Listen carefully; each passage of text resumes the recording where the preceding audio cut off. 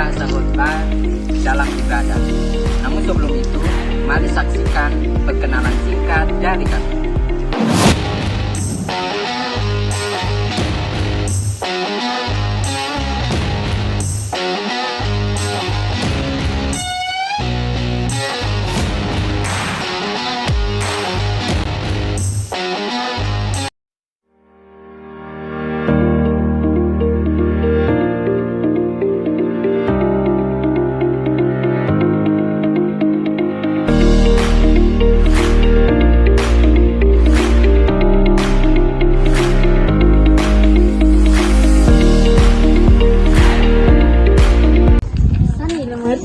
Pas khotbah tadi, itu kan menyapi. Lu bayangkan saja dia punya kayak dia nikah, kubur dia mimik wajah tuh kayak lu lihat personnya. Oh, baju rasa. Oke, itu kan menyapi begitu baru dia punya bahasaan dalam khotbah tuh kayak sangat monoton. Dia punya renungan begitu tuh. Bebas mau tahu deh cara penggunaan bahasa yang baik di sini. Khotbah memiliki peran penting dalam ibadah di berbagai tradisi keagamaan, terutama dalam tradisi Kristen. Melalui khotbah, ajaran-ajaran keagamaan dan nilai-nilai spiritual disampaikan kepada jemaat. Namun, efektivitas penyampaian khotbah sangat bergantung pada penggunaan bahasa yang digunakan oleh pengkhotbah. Menurut Kamus Besar Bahasa Indonesia atau KBBI, bahasa didefinisikan sebagai sistem lambang bunyi arbitrer yang digunakan oleh anggota suatu masyarakat untuk bekerja sama atau bahkan mengidentifikasi diri. Yang kedua, menurut Ferdinand de Saussure, seorang ahli linguistik bahasa, menurutnya bahasa merupakan sistem tanda yang mengekspresikan ide-ide dan dapat dibandingkan dengan sistem tulisan alfabet untuk tunarunggu dan tunawicara. Nah, ritu simbol dan bentuk-bentuk secara sopan santun dan sinyal militer serta yang lainnya. Tetapi, bahasa merupakan sistem yang paling penting dari sistem-sistem ini. Yang ketiga, menurut Goris Geraf. Nah, Geraf ini mendefinisikan bahasa sebagai alat komunikasi antar anggota masyarakat, berupa simbol bunyi yang dihasilkan oleh alat ucap manusia atau mulut. Nah, bahasa ini mencakup dua bidang. Yang pertama, bunyi. Bunyi ini dihasilkan oleh alat ucap manusia atau mulut. Dan yang kedua, arti atau makna yang tersirat dalam bunyi tersebut. Dari definisi-definisi yang telah dipaparkan tadi, dapat disimpulkan bahwa bahasa merupakan sistem lambang bunyi yang digunakan oleh masyarakat untuk berkomunikasi, untuk menyampaikan perasaan, pikiran, dan ide.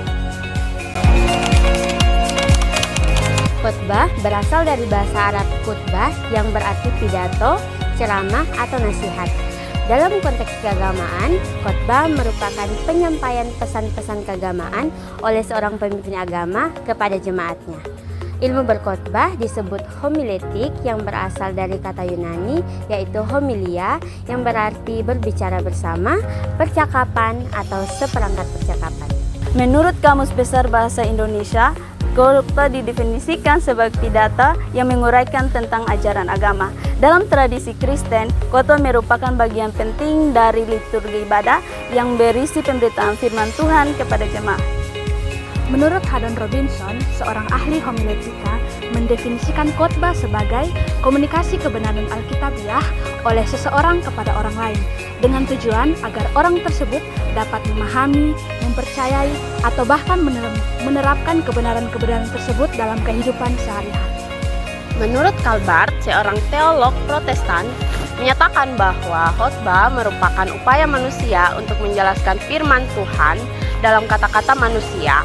Khotbah menjadi jembatan antara teks Alkitabiah yang ditulis ribuan tahun lalu dengan konteks jemaat masa kini. Yang keempat, menurut John Stott. Stott dalam bukunya Between Two Worlds, yang mendefinisikan khotbah sebagai jembatan yang menghubungkan dua dunia.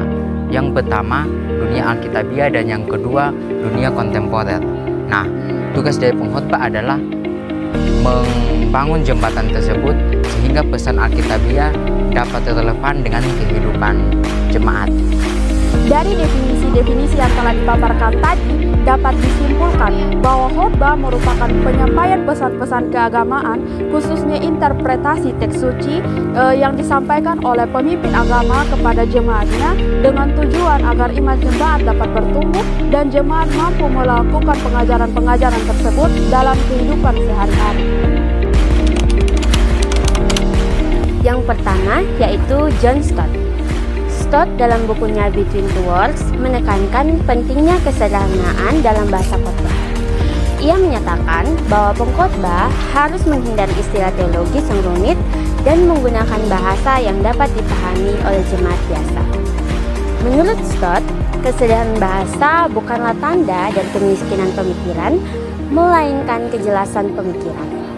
Stott juga menekankan pentingnya konkretisasi abstraksi teologis melalui penggunaan ilustrasi analogi dan contoh-contoh dalam kehidupan sehari-hari. Menurut Fred Craddock, seorang ahli homiletika terkenal dengan pendekatan induktifnya dalam berkhotbah.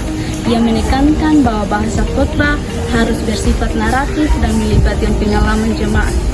Menurutnya, bahasa khotbah yang efektif adalah bahasa yang mampu menciptakan pengalaman bagi pendengarnya, bukan sekadar menyampaikan informasi. Ia menyarankan penggunaan bahasa yang imajinatif, metaforis, dan puitis untuk mencapai keterlibatan emosional jemaat dengan pesan khotbah. Yang berikutnya yaitu Thomas Long. Long menekankan bahwa bahasa khotbah harus menghormati teks Alkitabiah dan juga jemaat. Ia menyatakan bahwa bahasa khotbah yang baik mampu menjembatani kesenjangan antara bahasa teks Alkitabiah dan juga bahasa jemaat kontemporer. Long menyarankan penggunaan bahasa sakramental dalam khotbah, yaitu bahasa yang tidak hanya mendeskripsikan realitas ilahi, tetapi juga menghadirkannya bagi jemaat. Berikut menurut Eugene Peterson, penulis The Message, paraphrase Alkitab dalam bahasa kontemporer, menekankan pentingnya bahasa yang hidup dan segar dalam khotbah. Ia mengkritik penggunaan bahasa Kanaan atau religion jargon yang seringkali kosong dan makna bagi pendengar kontemporer. Peterson menyarankan penggunaan bahasa sehari-hari yang diperkaya dengan metafora Alkitabiah untuk menyampaikan kebenaran spiritual.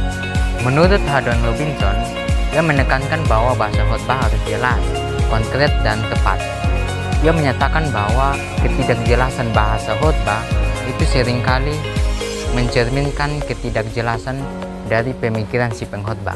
Nah, Robinson menyarankan bahwa pentingnya variasi-variasi dalam bahasa untuk menjaga perhatian jemaat dalam khotbah.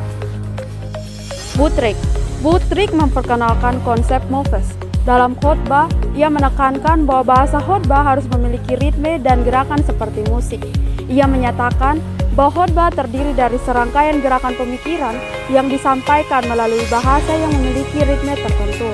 Menurut Buttrick, bahasa khotbah yang efektif harus memiliki waktu linguistik.